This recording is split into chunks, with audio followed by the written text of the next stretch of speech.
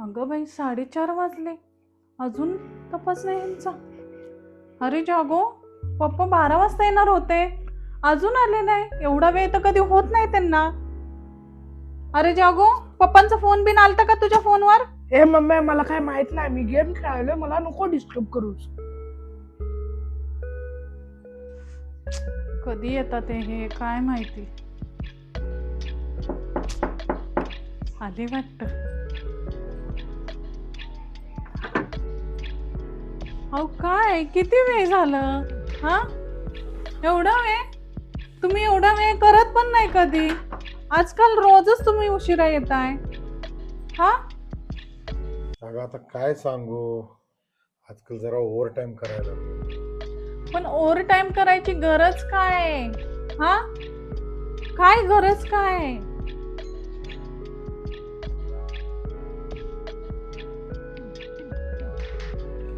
Over time करायचं कारण मी तुला सांगतो.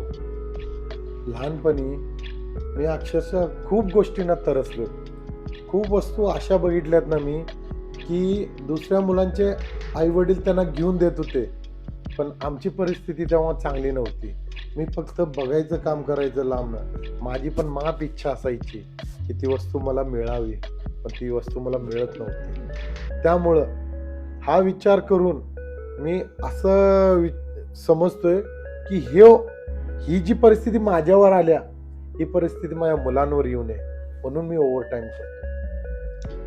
अहो, ओव्हर टाइम करताय खरं, पण तुम्ही तुमच्या तब्येतीकडे लक्ष द्या ना. तुम्ही जर का तुमची तब्येत जर का बिघडली तर आम्ही कोणाकडे बघणार? हा,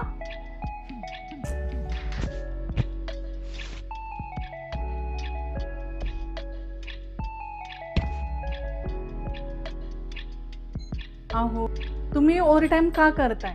मुलाबाळांसाठीच ना. त्यांनी सुखी राहावं, कसलीही गरज न पडावी. हे पहा, तुम्ही मोठ्या मुलाला बाईक घेऊन दिला, बारक्या मुलाला मोबाईल घेऊन दिला, हो की नाही? मला माहिती आहे ना तुमच्या पगारामधनच हप्ते कट होतात ते. हा, पण त्यांनाही त्या गोष्टींची जाणीव असावी, म्हणजेच तुमच्या कष्टाची जाणीव असावी, हो की नाही? मला माहित आहे तुमच्या पगारातनं हे हप्ते फेडले जातात ते, पण तुम्हाला माहिती आहे का ह्या कर्जाचं ओझं तुम्ही किती वाढवून घेतलंय डोक्यावर?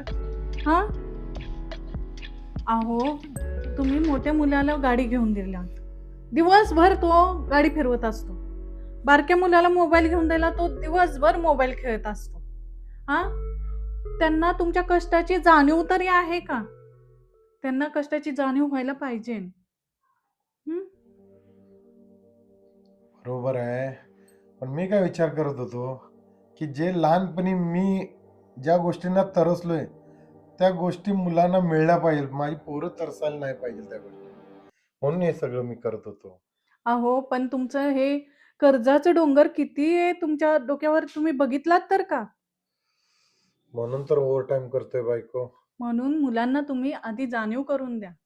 जशी तुम्हाला लहानपणापासूनची जाणीव आहे की ह्या गोष्टी मला मिळाल्या नाहीत, तसं त्या मुलांना ही कष्ट, पप्पा आमच्यासाठी एवढे कष्ट का करतात आहे ह्याची जाणीव व्हायला पाहिजे. त्यांना वस्तू का मिळाल्यात ह्याची जाणीव मिळायला पाहिजे. नाही, तुझं बरोबर आहे, खरंच चांगलं सांगितलीस मला. मी नाहीतर पोरांच्या प्रेमापायी असं आंधळा झालो होतो, पण नाही, पोरांना पण कष्टाची 100% जाणीव व्हायलाच पाहिजे. नाहीतर आपण पोरं मागतात आणि आपण देतोय, ह्याच्या मागे काय तथ्य नाही.